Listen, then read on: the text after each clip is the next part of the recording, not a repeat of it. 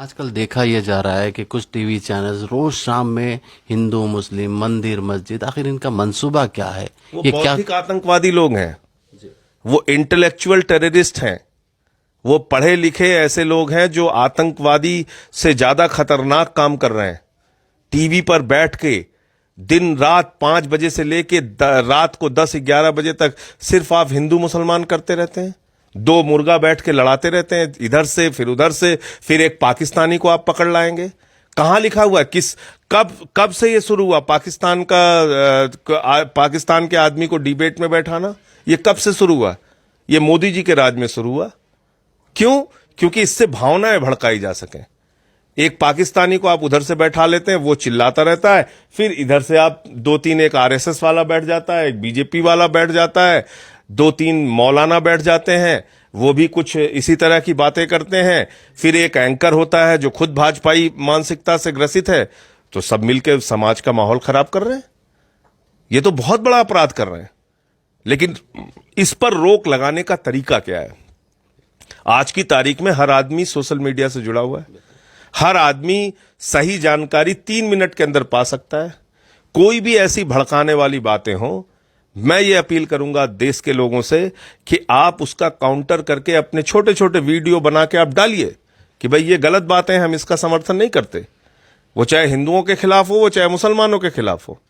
आपको सही बातें लोगों तक पहुंचाने का बहुत बड़ा माध्यम आज सोशल मीडिया है। और मैं तो आपके आजाद रिपोर्टर को भी बहुत बधाई देना चाहता हूं कि आप बहुत सारी ऐसी जानकारी निकाल के देते हैं, लोगों के माध्यम से आती हैं, जिसको जानने के बाद जो गलतफहमियां हैं वो दूर हो सकती हैं। तो मैं तो ये कहूंगा कि आज जरूरत इस बात की है कि मुसलमानों का इतिहास देश के लोगों को बताया जाए।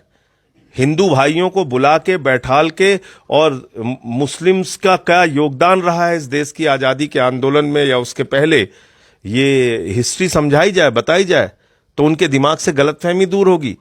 क्योंकि आज बीजेपी और उससे जुड़े हुए लोग ये समझाने का काम करते हैं कि भाई ये लोग तो देशद्रोही हैं, ये तो पाकिस्तान जाना चाहते हैं, ये तो देश को तोड़ने वाले लोग हैं, इनका हिंदुस्तान से कोई लेना देना नहीं है। कौन से लोग ऐसी बात बोलते हैं?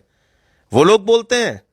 आरएसएस ने 52 साल तक अपने नागपुर के मुख्यालय पर तिरंगा झंडा नहीं फहराया। ये हकीकत है। ये वो लोग हैं जिन्होंने 1942 के आंदोलन में अंग्रेजों का साथ दिया, और ये रिकॉर्डेड हिस्ट्री है, मैं पूरी जिम्मेदारी से बोल रहा हूं। डॉक्टर श्यामा प्रसाद मुखर्जी जी, जो जनसंघ के पहले अध्यक्ष हुए, बीजेपी से पहले जो जनसंघ थी उसी के बाद बीजेपी बनी, वो डॉक्टर श्यामा प्रसाद मुखर्जी जी बंगाल की गवर्नमेंट में फजलुल हक के साथ डेप्यूटी चीफ मिनिस्टर थे। आप बताइए कि जब कांग्रेस एक बैंड ऑर्गेनाइजेशन था पूरे देश के अंदर, जब 1942 में राष्ट्रपिता महात्मा गांधी के नेतृत्व में भारत छोड़ो आंदोलन चल रहा था, उस समय डॉक्टर श्यामा प्रसाद मुखर्जी बंगाल के डिप्टी चीफ मिनिस्टर क्यों बने हुए थे? वो सड़कों पर क्यों नहीं थे? वो आजादी के आंदोलन में क्यों नहीं थे? वो जेल क्यों नहीं गए? उन्होंने लाठियां क्यों नहीं खाई? उन्होंने अंग्रेज गवर्नर को चिट्ठी क्यों लिख कर दी कि 42 के आंदोलन को हम कुचलने में, इसको खत्म करने में आपका साथ देंगे? ये रिकॉर्डेड हिस्ट्री है। और वो लोग आपसे देशभक्ति का प्रमाण पत्र मांगते हैं। तो मुझे ये बहुत अजीब बातें लगती हैं। हुसैन हिदायतुल्लाह खान, इनकी सिंध में सरकार थी मुस्लिम लीग की, उसमें 3 हिंदू महासभा के लोग मंत्री बने हुए थे। नॉर्थ वेस्ट फ्रंटियर में, जो उस समय हिंदुस्तान का हिस्सा था, वहां पे मुस्लिम लीग और हिंदू महासभा की सरकार साथ में थी। वहां पर मेहर चंद खन्ना और औरंगजेब खान की सरकार में फाइनेंस मिनिस्टर थे। तो ये लोग आपसे देशभक्ति का प्रमाण पत्र मांगते रहते दिन रात। उनको बताना होगा रेशमी रुमाल तहरीक के बारे में, जिसमें जो रुमाल इस्तेमाल होती थी उस पर भारत माता की फोटो बनी होती थी, जिसमें तमाम उलेमाओं ने अपने गर्दन कटवाए, अपने सर कटवाए अंग्रेजों से लड़ते हुए।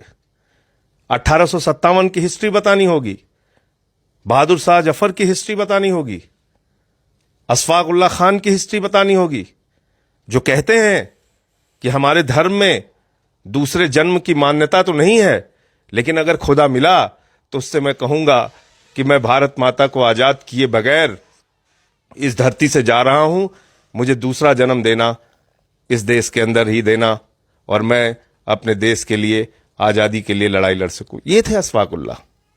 जिनसे पूछा गया कि आपकी अंतिम इच्छा क्या है, तो उन्होंने कहा कि कुछ आरजू नहीं है, बस आरजू है इतनी, रख दे जरा सी कोई खाके वतन कफन पे।